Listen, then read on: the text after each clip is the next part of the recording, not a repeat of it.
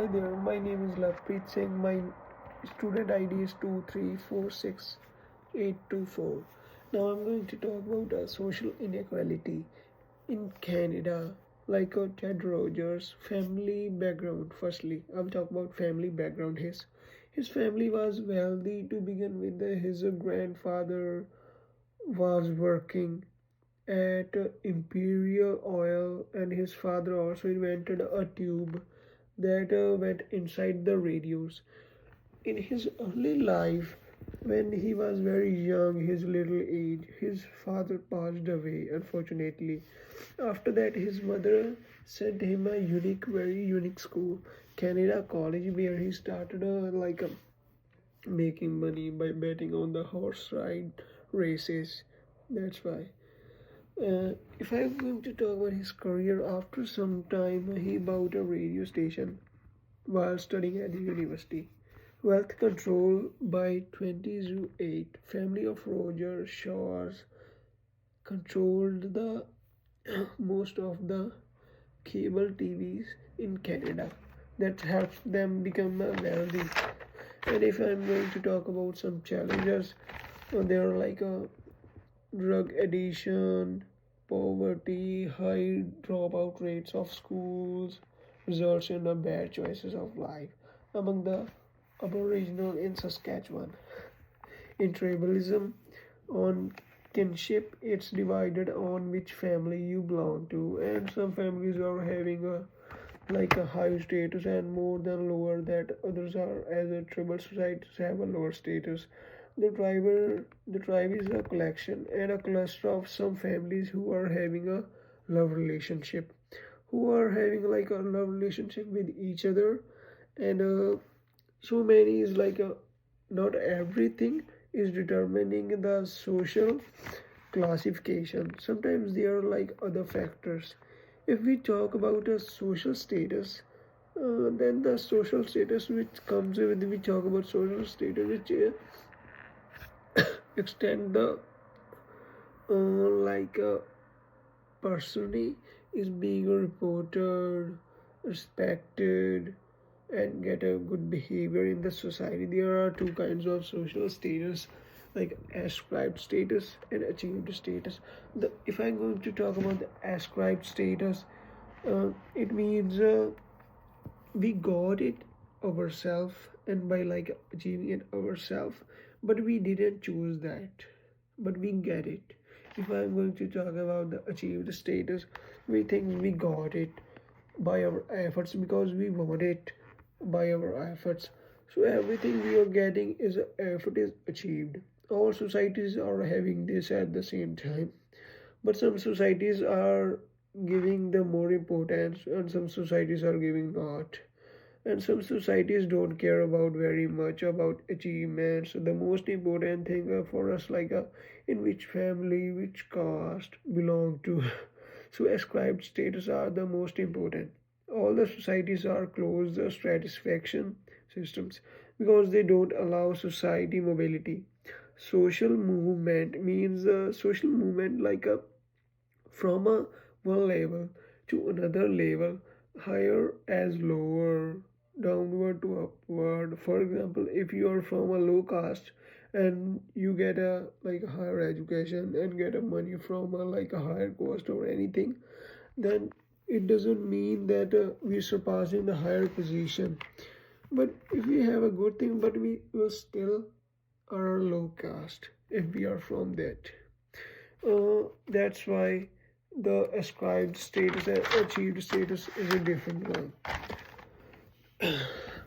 So it's called the stratification systems, which don't allow social mobility, and it's the movement from a stratification to another stratification level, from one to another. There are different kinds of social mobility, like a horizontal social mobility and a vertical social mobility. If I will talk about a horizontal social mobility, we will move to like another occupation, but the within the same level. We are staying on the same level but changing the place but on the same level.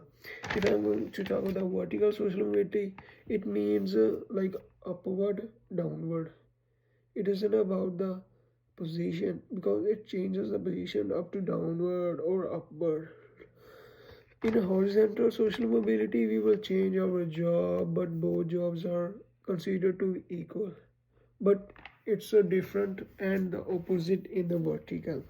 As we are going to encourage children to study hard, and when they grow up, they will get higher education, position, they will be in a higher social status in the future. It's called the intergenerational relation. Sorry, I mistaken the spellingly. It's called intergenerational social mobility. It's the future generation of the family in a higher social status. Like, there's also one important part of this lesson: meritocracy. This society that is evaluating people according to their qualifications is called meritocracy. It's not a democracy because democracy is like a political system, but the meritocracy is not a political system. It's like a social system in the society that is evaluating people as we are applying for a job, and other people are also applying for the same job. Like one from a politics, son, and one is from a like a very rich family, and the another one is from like a very special person, and one like a very normal person, like from a lower caste but with high qualification. And if the job is selected to those by the high qualification, then it's the meritocracy. If it is not possible, like they select the politician or the special person or like the rich family son, then it's not the meritocracy. Like it can in functionalism, we have three main theories like functionalism, conflict theory, symbolic interactionism. In every chapter, social inequality is very important. Like the Davis Moore is one of the great scholars who belong to functionalism as well as care about social stability more than anything else because it's very important to us. They didn't care about the poor people or labor or lowest caste getting their rights because they are busy in themselves. Symbolic inter, symbolic interactionalism says that the factors which impact our like many factors, not one, which are different from one to another. That's why symbolic interactionism doesn't like macro sociology. It likes the micro sociology is the study of small scale, but the macro sociology is a bigger scale. Like it's a between individuals and each other in a society.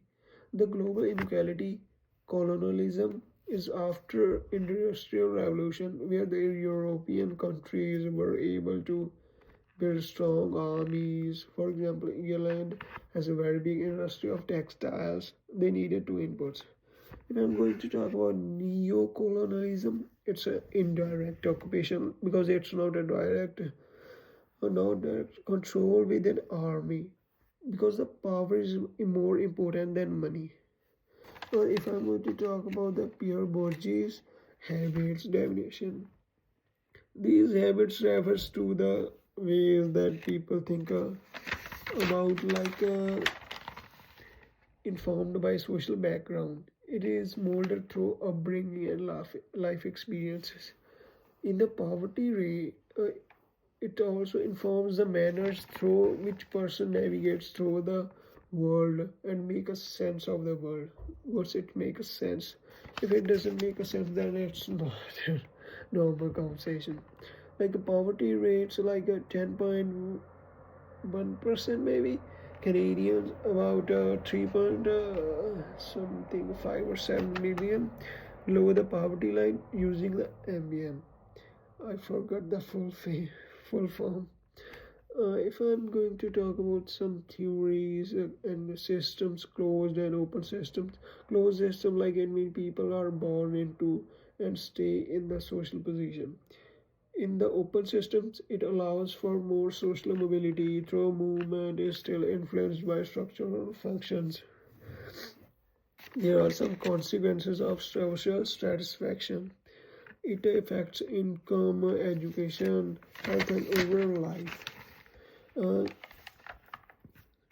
if I'm going to talk about the social class satisfaction, working class parents also tend to put a greater emphasis on audience, obedience, and discipline compared to their upper middle class counterparts. Thank you so much.